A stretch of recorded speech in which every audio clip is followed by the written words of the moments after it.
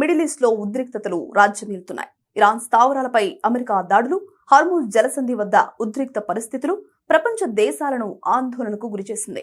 ఈ సమయంలోనే ఇరాన్ తన దెబ్బతిన్న సదుపాయాలను తిరిగి పునరుద్ధరించే ప్రయత్నాలు ప్రారంభించింది.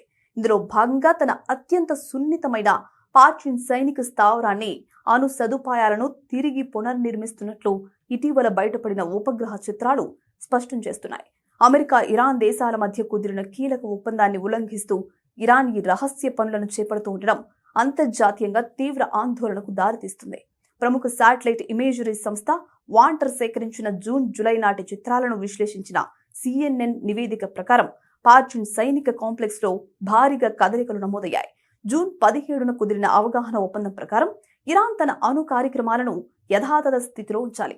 కానీ శాటిలైట్ చిత్రాల్లో బయటపడ్డ పునర్నిర్మాణ పనులు, క్షిపణి స్థావరాల ఆధునీకరణలు ఇరాన్ మళ్లీ అణు ఆయుధ తయారీ దిశగా అడుగులు వేస్తోందన్న అనుమానాలను బలపరుస్తున్నాయి.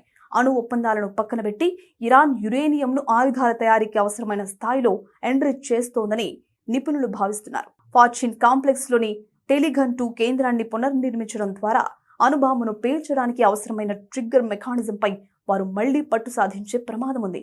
ఇరాన్ అణుబాంబు తయారీకి చాలా దగ్గరగా వచ్చిందని నిర్ధారణ అయితే ఇజ్రాయెల్ రహస్య ఆపరేషన్లు లేదా ప్రత్యక్ష వైమానిక దాడుల ద్వారా ఆ కేంద్రాలను పూర్తిగా ధ్వంసం చేసే అవకాశం ఉంది. పార్చిన్ పరిసరాల్లోని కొండల కింద ఇరాన్ భారీ సొరంగాలను నిర్మించింది. ఇక్కడి నుండి అమెరికా సైనిక స్థావరాలను, ఇజ్రాయెల్ను నేరుగా తాకగల బాలిస్టిక్ క్షిపణులను ప్రయోగించే సదుపాయాలున్నట్లు నిఘా వర్గాలు చెప్తున్నాయి. మరోవైపు ఇరాన్ ఈ ఆరోపణలపై ఇప్పటి వరకు అధికారికంగా స్పందించలేదు. మరోవైపు అమెరికా, పశ్చిమ దేశాల భద్రతా నిపుణులు పరిస్థితిని నిశితంగా గమనిస్తున్నారు. ఉపగ్రహ ఆధారాలు మరింత బలపడితే ఇరాన్పై కొత్త ఆంక్షలు లేదా కఠిన చర్యలు తీసుకునే అవకాశం ఉందని విశ్లేషకులు అంచనా వేస్తున్నారు.